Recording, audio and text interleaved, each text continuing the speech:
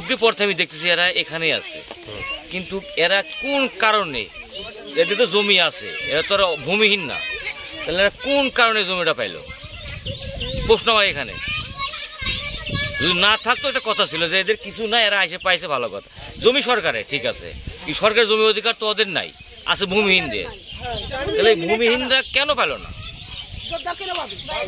এটা আমাকে সরকারের কাছে একটা দাবি জানাচ্ছি আমি।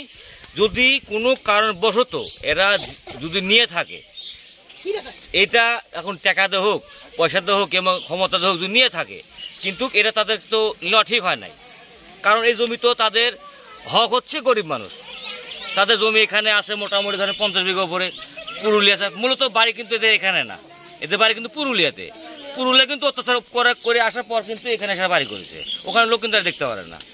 তাহলে পুরুলিয়া জমি আছে মোটামুটি 100 বিঘার মতো, এখানে আছে প্রায় 50-60 বিঘার মতো। তাহলে এত থাকার পরও কেন এরা জমিটা নিল? উচিত হয়নি।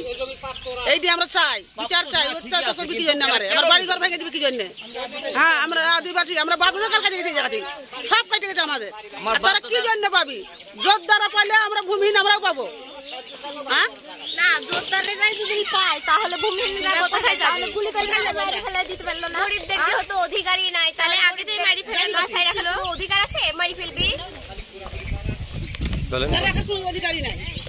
আমাদের মাথা যে জায়গা বুঝা রাখবো সেই জায়গাটুকুই নাই, তাহলে আমরা থাকবো কোথায়? বাবা কষ্ট করে এই খায় না খায় আমাদের পড়াশোনা করাচ্ছে।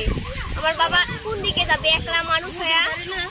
না আমাদের খাবি না নিজের গোছাবি। আর লেখাপড়ার ভিতরে তো অনেক কষ্ট আছে, কষ্ট নাই? টাকা পয়সা তো অনেক বিষয় আছে।